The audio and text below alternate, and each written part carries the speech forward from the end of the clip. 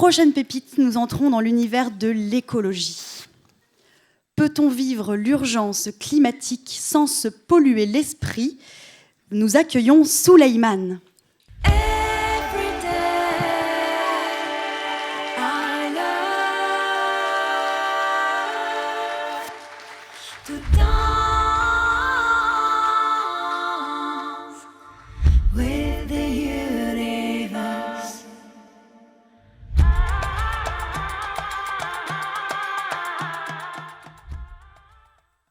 I have a dream.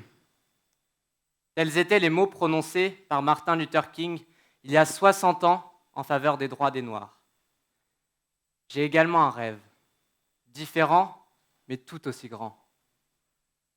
Je rêve d'un monde dans lequel l'humain sera raisonnable, un monde dans lequel la planète sera dépolluée, saine pour tous.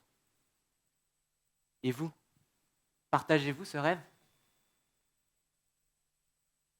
Malheureusement, je dis bien un rêve, car les derniers rapports du GIEC ne sont pas rassurants. Je n'ai pas envie de vous bombarder de tous ces chiffres qui sont sans cesse répétés dans les médias. Je ne sais quels effets ils ont sur vous.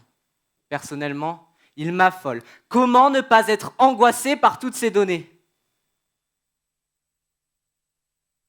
J'ai eu la chance d'avoir été sensibilisé par mes parents dès le plus jeune âge à la question de l'écologie. En grandissant, en écoutant attentivement, en débattant, je me suis rendu compte de plus en plus de la lourdeur du problème. Alors, à partir de cette prise de conscience, tous mes choix, toutes mes actions étaient dictées par cette envie d'être le plus écologique possible.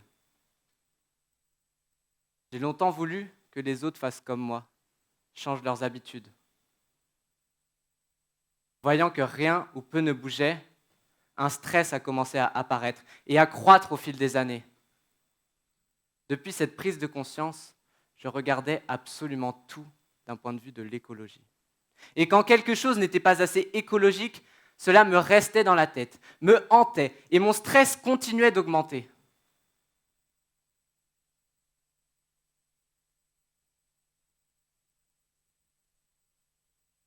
Ceci était aussi valable avec les personnes que je rencontrais. Bonjour, comment vous appelez-vous ? À peine cette amorce de rencontre initiée, celle-ci était déjà condamnée par le simple fait de remarquer que cette personne buvait dans une bouteille plastique. Je jugeais ces personnes en fonction de leur impact environnemental. C'était comme une obsession, une addiction à la performance écologique. Ces sentiments peuvent être réunis sous le terme d'éco-anxiété. Mais jusqu'où peut-elle mener ? Jusqu'à la désobéissance civile ? Jusqu'au suicide ? Au lycée, lorsque je vois des assiettes remplies de nourriture qui sont jetées à la poubelle, je ne comprends pas. Cela me met en colère et me désole en même temps. Lorsque je vois dans un frigo familial toutes sortes d'aliments emballés, alors que des alternatives existent et sont connues de toutes et tous, je suis triste. Lorsque je vois des proches prendre leur voiture pour aller emmener leur enfant à l'école ou aller à la boulangerie, qui est à peine à 1 kilomètre, cela me désespère.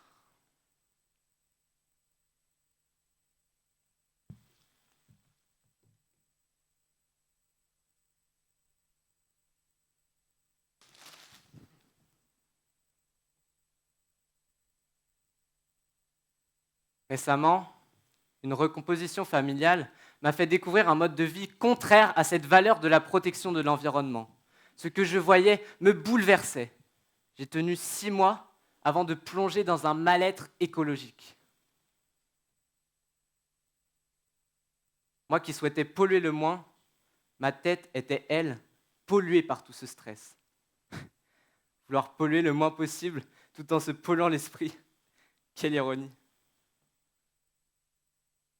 Mon remède face à cette éco-anxiété est de me concentrer sur ce que je suis en mesure de faire et non plus sur ce que les autres pourraient faire. Car comme le disait si bien Gandhi, sois le changement que tu veux voir dans le monde.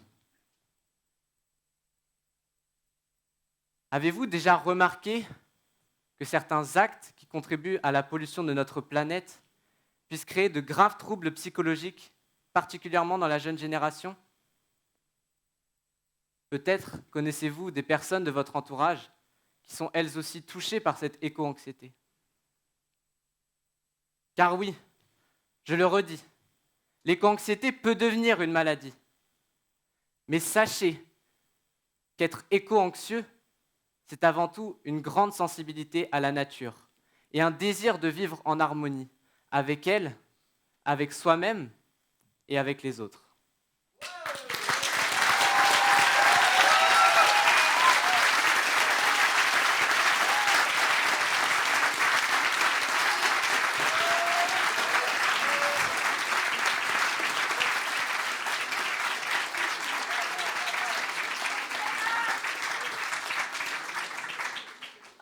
Désolé, je ne vais pas vous laisser tout de suite. J'aimerais faire une dédicace à ma belle-mère qui est dans la salle ce soir.